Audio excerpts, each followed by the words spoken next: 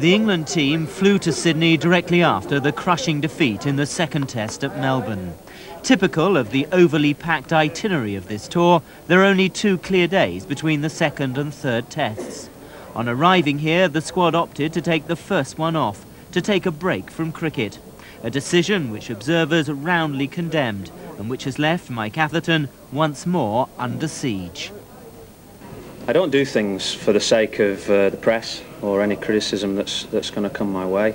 I do what's best in the interest of the England cricket side, and after a test match it's 5 days of hard work, both physically and mentally. Test matches are very demanding, and after a test match the best way to prepare for the next test is have 1 day off and a day of practice, and if that means more criticism coming my way, then fair, so be it. England, however, were practising at the Sydney Cricket Ground this morning. Jack Russell, recently arrived to provide wicket-keeping cover, is the latest in the steady flow of replacements which have become necessary for a luckless tour party. He's here because of Alex Stewart's broken finger. Right, Gray, on your fight. The sense of gloom following the Melbourne test is going to be hard to dispel, and even the management now concedes the prospects for English cricket are far from rosy. It's been going this way for quite a long while. We're not producing the quality of players. I mean, test players. We're not producing enough. You know, it's in the end. You know, we can only pick the people who are available. I'm not saying that these people aren't test players. But what I'm saying, you know, if you go any deeper than that or any further back, then there's not too much coming. Well, there's not too much coming at all. To be absolutely honest, we've got a few youngsters, but you might say there's 4 or 5. But every county should be producing at least 2 or 3 people who are possible test players, but this isn't happening. Crawley will certainly come into the side to replace Stewart.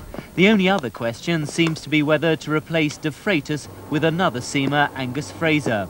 But the real problem is in the batting. The sad fact is that there is now clearly so much more talent here on the sidelines watching the nets than there is inside them actually playing. Some of the technique has been more for one-day cricket than test cricket. When I used to open with Boyks, we used to get out there and say, well, come on, we've got to try and bat for till tea time, and then we'll have a look and see where we go from there. I mean, that was the attitude, to try and see it off. And I feel very sorry for Mike. I think he's worked hard at his game. I think he's a good player, and I think 1 or 2 of the other batsmen have let him down.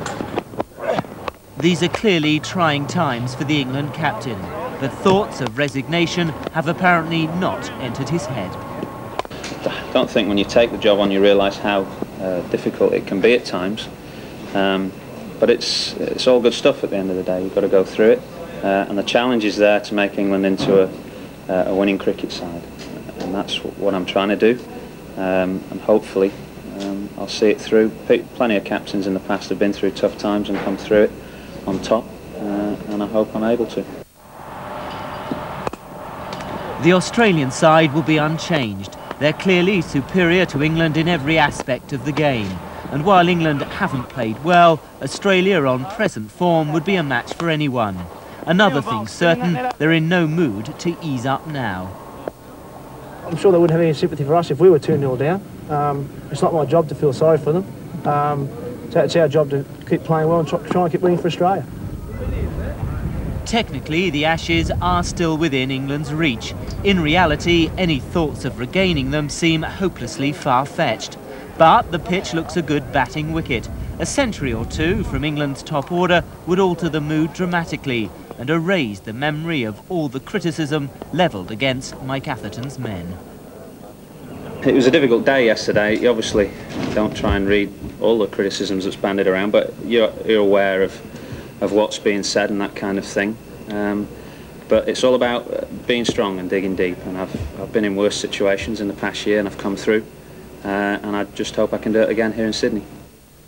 Yes, enormous pressure on England, both individually and collectively. Ball-by-ball commentary on the opening day of the third test on Radio 5 Live, beginning tonight at 12 midnight.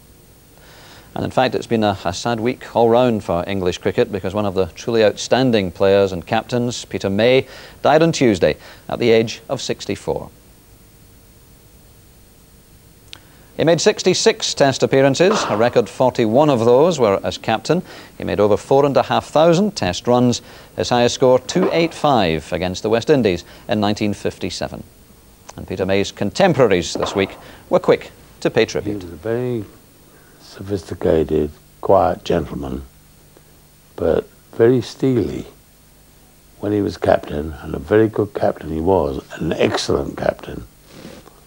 What he wanted, he got. Mackay to May. Oh, what a lovely stroke off the back foot. 2 extra cover for 4 runs. May's loss was also keenly felt in Australia, where former England opener and a Surrey teammate, John Edrich, spoke of the Peter May he remembers. I remember playing, I just got into the Surrey side and he used to come in number 3. And if I was still batting, you know, Mickey Stewart, I used to open with, got out and PBH had come in. And I couldn't believe, you know, how hard the ball was being hit. And I was scared stiff I was going to run him out, you know. Remember we played against Kent one day at the Oval and they took the second new ball and I think that David Halfyard, who wasn't the slowest, and I remember the first ball, this new cherry finished up, Peter hit it the second tier in the pavilion at the Oval off the back foot, you know, bang, and he suddenly destroyed the second. To me, he was a great, one of the best players I'd ever seen. I mean, I played against and with some of the great players in the world since I first started, but to me, he would be one of the best I'd ever seen.